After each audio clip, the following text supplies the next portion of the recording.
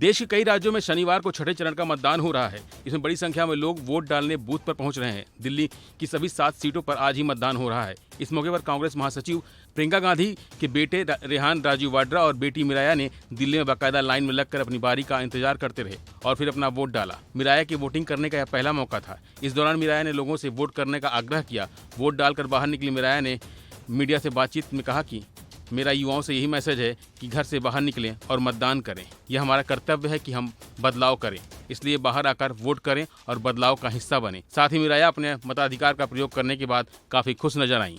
I think everybody should just come out and vote and don't sit idle, make a change. वहीं vote करने के बाद बेटे रेहान वाड्रा ने कहा कि यह बहुत महत्वपूर्ण चुनाव है। मैं सभी युवाओं से संविधान बचाने और सकारात्मक बदलाव के लिए वोट करने का अनुरोध करता हूं। साथ ही रेहान ने कहा कि युवा अपनी ताकत को पहचानें और वोट करें। I think this is a very important election. I'd encourage all the youth to vote to save our constitution and to vote in a way that brings about positive change.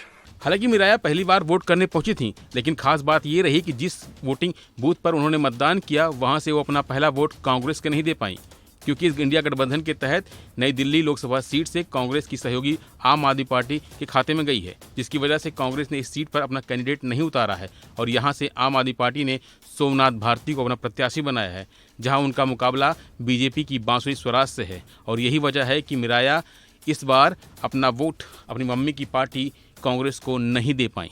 वैसे लोकसभा चुनाव के छठे चरण के लिए मतदान शनिवार सुबह 6 राज्यों, 2 केंद्र शासित प्रदेशों की 58 संसदीय क्षेत्रों में कड़ी सुरक्षा और व्यवस्था के बीच शुरू हुआ।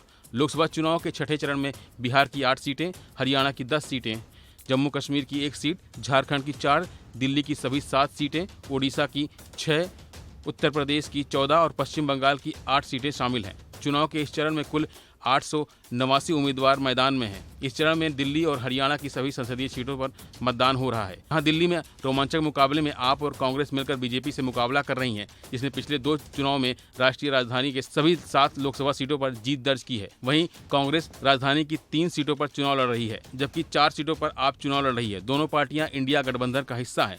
वहीं इससे पहले आम चुनाव के 5 चरणों में 25 राज्यों और केंद्र शासित प्रदेशों की 428 संसदीय सीटों पर मतदान पहले ही हो चुका है। लोकसभा चुनाव के छठे चरण में 5.84 करोड़ पुरुष, 5.29 करोड़ महिलाएं, वहीं 5120 थर्ड जेंडर मतदाताओं सहित 11.13 करोड़ से अधिक मतदाता अपने मताधिकार का प्रयोग करने वाले हैं। इसके लिए लगभग 11.4 लाख मतदान अधिकारी इस पूरी प्रक्रिया को संपन्न कराने में लगे हुए हैं। फिलहाल इस खबर में इतना ही। बाकी अपडेट के लिए बने रहिए वन इंडिया हिंदी के साथ।